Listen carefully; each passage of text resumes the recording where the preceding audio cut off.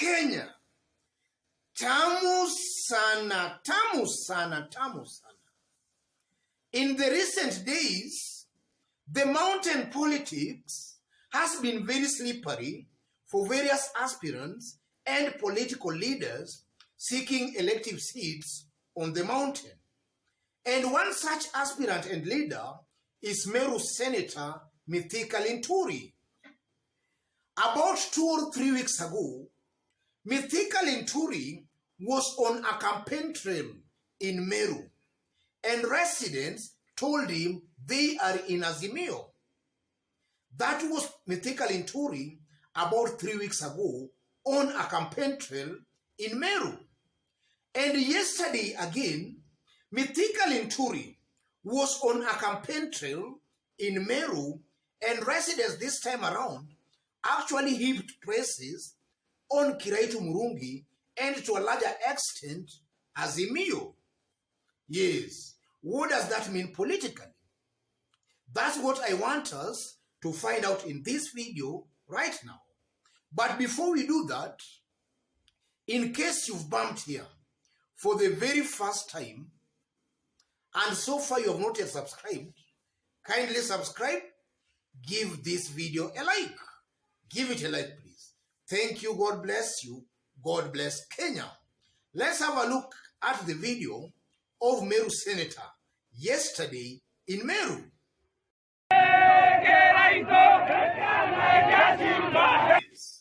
From that short clip, it's very clear that Meru Senator might be in a hostile territory.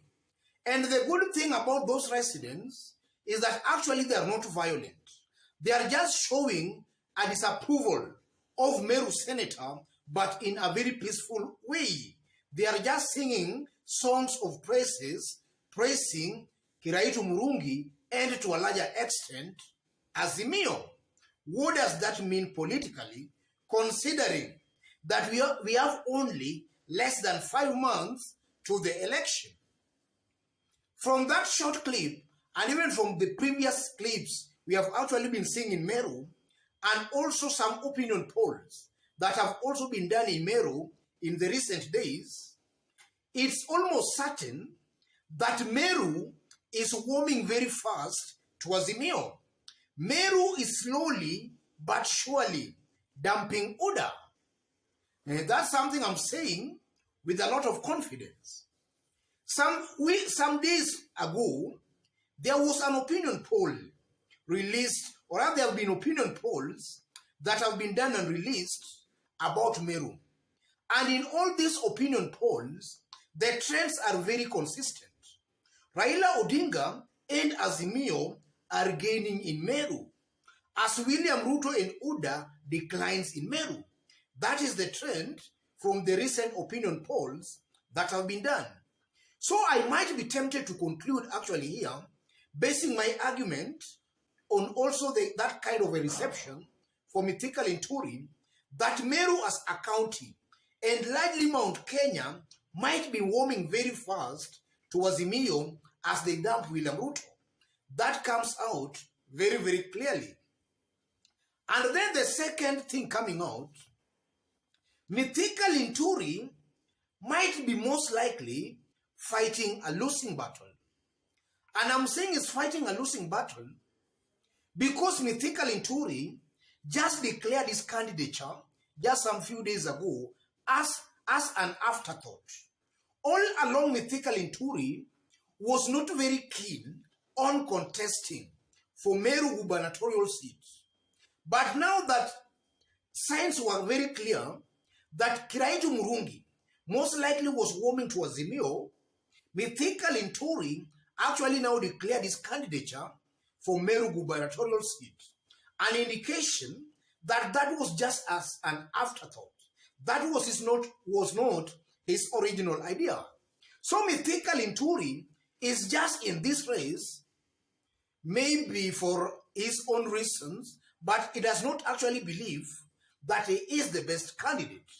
And now that he's going around Meru County trying to campaign, but residents are telling him Kiraitu and Azimio is clear that Meru Senator Mithika Linturi is in a wrong race.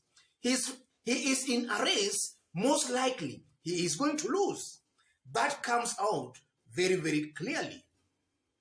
And also, if you look at Mithika Linturi has been making some pronouncements, or rather he has been making some remarks that clearly indicates that he has no agenda at all to sell to his people in Meru, but just hate.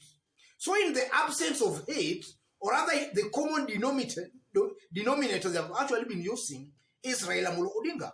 So in the absence of that Raila Amolo Odinga, the likes of Mithika Linturi, they have totally nothing to tell to the people. And that's largely why we are seeing such kind of incidences. That's an indication that these Tanga leaders on the mountain, most likely they were just there to ride on the wave, or rather to ride on over wave that was still existing on the mountain. But now that that wave is dying out, they have totally nothing to tell to their people. That's why you are seeing them actually being rejected by Mount Kenya residents.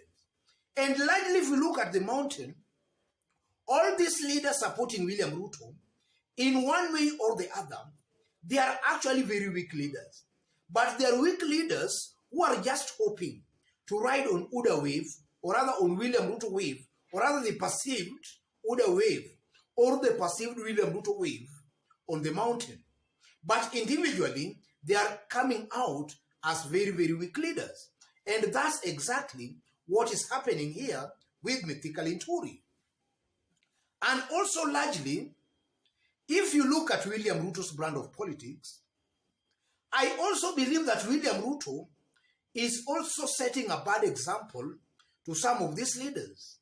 And that's why as August election approaches, we are finding the mountain, or rather the Mount Kenya ground, becoming very hostile for some of these William Ruto foot soldiers. William Ruto just some few days ago actually attacked the president. He insulted the president in Kiambu. And likely that's exactly what they've been doing. And I did state in this YouTube channel that the moment William Ruto directly attacks the president, he's actually losing votes, and he's making it very hard for his lieutenants, his supporters on the mountain, to actually even do their campaigns properly. Because the more he attacks the president, the more the ground, in my considered opinion, becomes hostile to him and to his foot soldiers.